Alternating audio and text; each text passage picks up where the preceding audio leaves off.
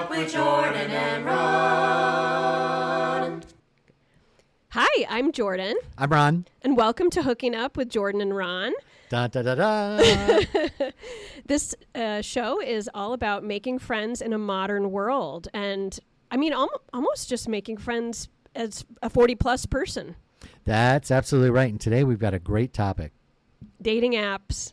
Dating apps. So exciting. Oh, man. It can be heaven. It can be hell. It can be purgatory. And if you're listening and you think you have not looked, we know you have looked. You should. And if you haven't, you should. Yeah, you sure should. I mean, it doesn't mean we necessarily want single, to date you if you're, married or whatever. No. But they're out there. Those people are there. They are there. So take a look if you haven't, but we're pretty sure you have looked. I know. Well, and I even come, and I think you do too, Ron, from a time period where there were dating websites. Absolutely. There were not apps. Absolutely. You had to chat first on your computer. You did. It was all, you had to go to your computer and check. Did someone respond? Yeah, like emails. Did you have any likes?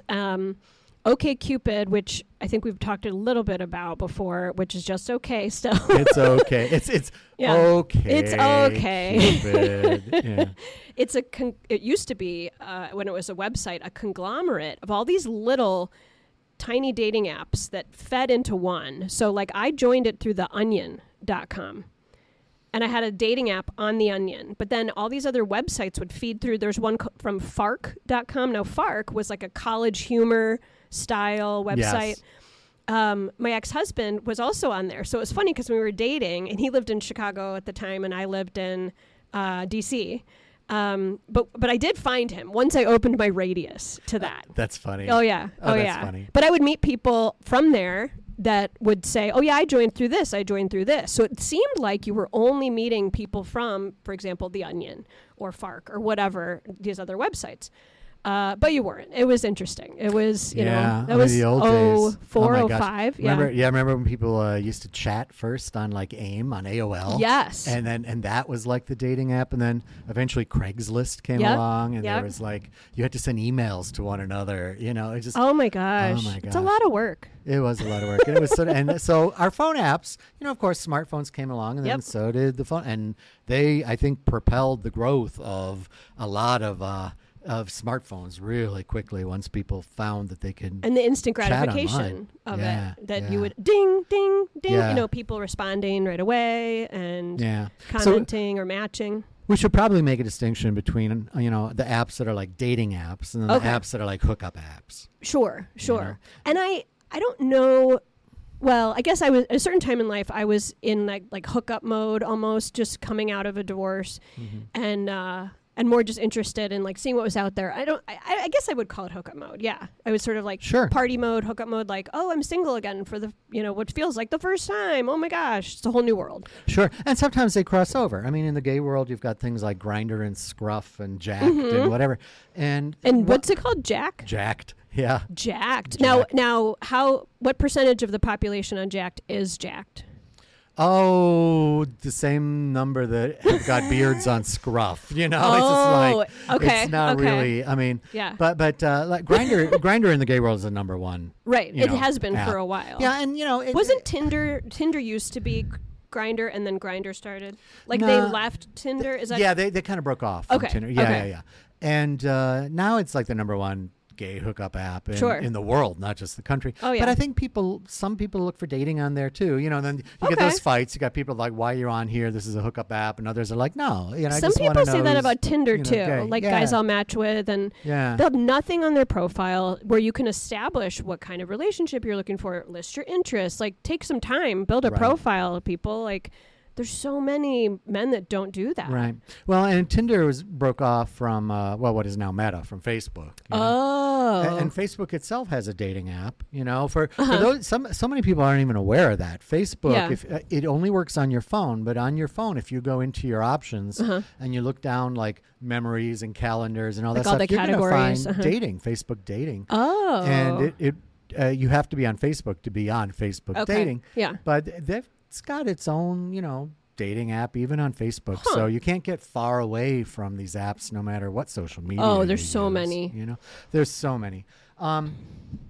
So let's talk about some of the biggies first. Yeah. You know? And of course, the ones that cross over with everybody. We mentioned Tinder. Okay. Right? Tinder's the biggie. Tinder, you basically, you go on and you put in your age, you put in your location, you put in whether you're looking for men, whether you're looking for women, whether you're looking for men and women, and that's what you get. Right? You can pick both. I guess it does say You can both. pick both, Men, yeah, women, you could both. do I'm men or women. picturing Right. in my head. Yeah. It's great if you don't mind picking and choosing, because if you ask for men and you're gay, you can get all men, including all the straight men. That's so weird. Yeah. Why don't they differentiate? Yeah, same thing for women. If you're a woman and you're looking for men, you're going to get all men, whether they're straight or gay. You know, because it's built on you swipe right if you like someone, you swipe left if you don't. Yeah. So you're probably going to go through pretty quickly and just go, no, no, no, no, A no, lot, no, a no. lot. I've counted before, and it was probably Tinder. It might have been another app, but I've counted how many left swipes in a row was I doing. And this was probably back when I was first single, again, for what felt like the first time. But anyways, 90 in a row. To the left. I'm not surprised. Yeah, That's, I think, and this what was when most I was living in people Chicago, so the per capita number count of dating pool is bigger. Right. It's like being a rich European prince. It's just, no, no, no, no, no, no, and finally you get to that. Nobody's fitting the glass slipper. Maybe. Okay, this guy looks nice. You know, right? Yeah, I know. It's weird, and the photos can be terrible, or they're like they don't look like themselves. You don't know yet until you meet them. Absolutely. Or their photos are so old, like photos of a photo. Yeah. Or you get those photos worst. that make no sense. Somebody just posts a photo somewhere out from their phone, and you're like, why is this person holding weird a fish? stuff. You know, okay, so they like fishing, but what the, right? Gym photos, because then they're feeling all juiced up from having worked out. Shirtless, fish. What are other ones? I mean, there's a lot of hunting ones in Michigan. A lot of hunting ones, which, that's the fine. flannels. I don't mind it. Yeah, That's fine with me. Yeah, but it's, and then you also run out of choices pretty darn quickly. So fast. You have to change your mileage. So if you're like, okay, ideally, I would like to date someone between, I don't know, let's just say 30 and 45, or 30 and 50, I'll say, for my range. 30 is pretty young, but that's okay. And then I don't want to drive more than 30 minutes, so I'm going to put 20 miles. You run out of people pretty fast. So fast. Being here in a college town, on the gay apps, it's like if I put like age limit, let's say the absolute lowest I'm willing to go is, I'm not even exaggerating. Okay. It's not my age range, but if I said 25 was the absolute lowest, that leaves me 8 people in Ann Arbor, 8 guys. On like Grindr. What? You know, because they're all college kids, or they all lie and they put that they're like 24 when they're really 34. Oh, I've even seen the opposite, where these guys like older women. And so I don't know if you know this, but I'm an older woman in some of these. You wouldn't know that. You could use the word cougar if you want, but that's fine. And no, it's like weird. They'll say 34, and then they look at their profile and say, I'm actually 26, but I love older women. I'm like, all right, dude. Oh yeah, you get a lot of that. You get the lies, but you run out of people very, very quickly. Yeah. You know, if we're so you have to change it. The maximum distance that I've gone on the apps here is maybe 31 miles, 32. But then sometimes you hit Canada. I'm not going to Canada. That's to meet right. a boyfriend. Yeah, That 30 is miles not pretty what's much going hits on. Detroit from here. Okay. You know? Okay. And it stays short of Lansing. I'll do some swiping when I'm at my parents' house because it's about 10 miles difference. You know. Yeah, it'll pick up Toledo. It'll pick up Northern Ohio sometimes. That's true. Sylvania. Yeah, it's a big area. range. It'll also pick up all the Adrians and all those like smaller towns that surround Ann Arbor. But if you want to look realistically, I'm just looking. You know, if I'm looking to hook up, I'm looking for something local. I'm not going to go to Detroit. If you're looking to date, you're probably also looking relatively local. I mean, how far are you going to drive? I know. To meet it's like someone, I don't want to go have a couple drinks or whatever, and then or even just have to do that all the time. And it's in the dead of winter. Do you want to drive that far to meet someone? Yeah, I mean, Royal Oak is a very popular area for younger people in particular, and so you're always going to get matches in Royal Oak and that area. And you're like, I'm Troy, not driving like, to am I driving to Royal Somerset Oak? Mall every day Right, to in meet the my snow? person? I am Are not. you kidding me? I will not be doing that. So you have a limited number of people that you're going to run into anyway. Yep. And then you hit the more serious, well, we talked about OkCupid as well, right? Yes. OkCupid. And that can be serious. There's couples on there. There's married people. I mean, any circumstance. People who just want sub-dom dynamic. But you could also find dating on there if you're Right. looking for dating. Or if you're really desperate, that's your last choice. You go to Okay Cupid. Okay. I guess. Okay. But there are some more serious ones, right? I like There's Bumble. Is that big in the gay Bumble, community? Okay. yeah, it A can little be. bit. Yeah, Okay. it can be. Hinge. Hinge is becoming far more popular Cool. than it used to be. Cool. The biggest problem with Hinge is that you have free apps and then paid apps. Right. On Hinge, you can see all kinds of people within like 100-mile radius, but you can't see anyone near you unless you pay. Oh, interesting. Yeah. So that is one of those that I think people check out and very quickly drop. Okay. Okay. But then there's also, Match.com, which is definitely more for dating, and eHarmony for sure. I mean, eHarmony. So eHarmony used to, for a while, because they came from these deep Christian roots, would not allow gays and lesbians to use eHarmony, and they created a whole separate app. I'm not sure if they created it or were they routed you to it. Oh, called okay. Compatible For some partnership. Partners. Right. And it worked exactly the same Compatible way. partners. How lame does that sound? Oh, it was lame. It was really lame. Did you call it CP? The CP, nobody did. People called it eHarmony because that's what it was. Yeah. But now it's all back into There just was so much eHarmony. work you had to put into setting up your profile there too. Yeah. That was a lot. I did that back in time, like during online dating. Right. In 04, 05, 06 before I met my ex-husband. But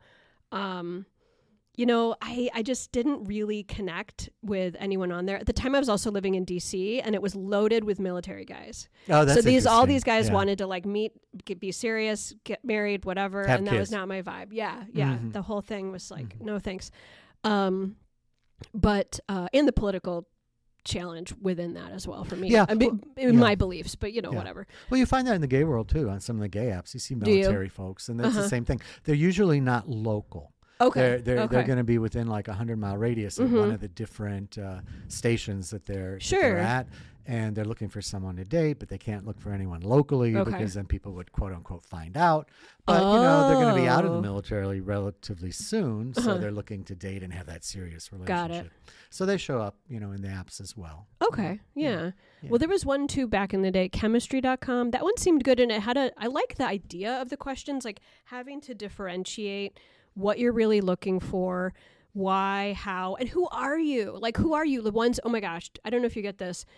The guys will say, just ask. I'm like, fuck you. Right. Fuck you. Just ask what? Are you kidding? Why don't you spend 5 minutes to think about who? Are you kidding me? Just ask me. Exactly. Ask you what? Ask you why you don't have self-awareness? Is that what you'd like me to I ask you? never know what to put in these things. I'm open book. Ask be me. nice. I'm new here. Yeah, right.